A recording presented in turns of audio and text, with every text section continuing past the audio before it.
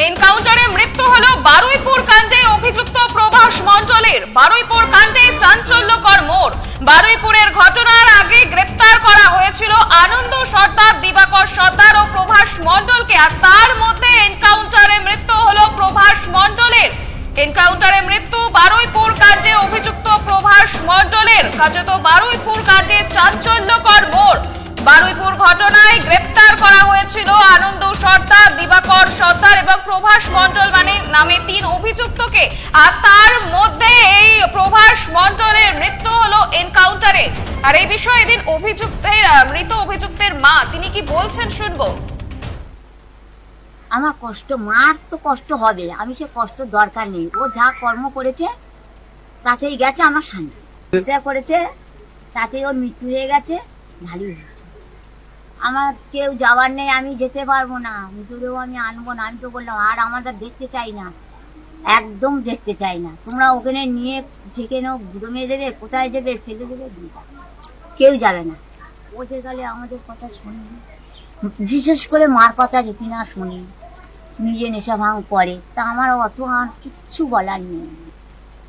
আরো বিস্তারিত জানবো, টেলিফোনে রয়েছে আমাদের প্রতিনিধি রেবতী মালি। রেবতী, কি ঘটনা, বিস্তারিত জানাও।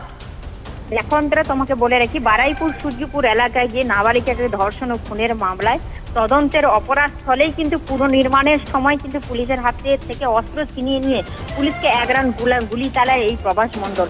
পরবর্তীকালে পুলিশ কিন্তু তাদের আত্মরক্ষার জন্য কিন্তু প্রভাস মণ্ডলকে সেখানেই একবারে গুলি করে এবং গুলি করার পরেই সেখানে মারা যায়। পরবর্তীকালে কিন্তু খবর নিয়ে দেওয়া হয় তার মাকে। কিন্তু দেখো, একটা মর্মান্তিক ঘটনা, তার মা কিন্তু পুরো বডি নিতে অস্বীকার করেছে, অর্থাৎ তার ছেলে যে অপরাধ করেছে তাতে ঘৃণ্যতা বোধ তার মা প্রকাশ করছে। অন্তরা, ধন্যবাদ রেবতী। এনকাউন্টারে মৃত্যু বারুইপুর কাণ্ডে অভিযুক্ত প্রভাস মণ্ডলের। পুলিশ সূত্রে খবর, মঙ্গলবার রাতে অভিযুক্ত প্রভাস মণ্ডলকে নিয়ে ঘটনার পুনর্নির্মাণ করতে গিয়েছিল বারুইপুর থানার পুলিশ। অভিযোগ, সেই সময় অভিযুক্ত বারবার অস্বীকার করছিল তার অপরাধে যুক্ত থাকার কথা। এরপর পুলিশের থেকে আগ্নেয়াস্ত্র ছিনিয়ে নিয়ে পালানোর চেষ্টা করেন অভিযুক্ত, এমনটাই অভিযোগ। সূত্রের খবর, পুলিশকে লক্ষ্য করে 1 রাউন্ড গুলিও ছোড়েন প্রভাস মণ্ডল। পাল্টা গুলিতে জখম হন অভিযুক্ত, আর এরপর অভিযুক্তকে বারুইপুর হাসপাতালে নিয়ে গেলে তাকে মৃত বলে ঘোষণা করেন কর্তব্যরত চিকিৎসকেরা।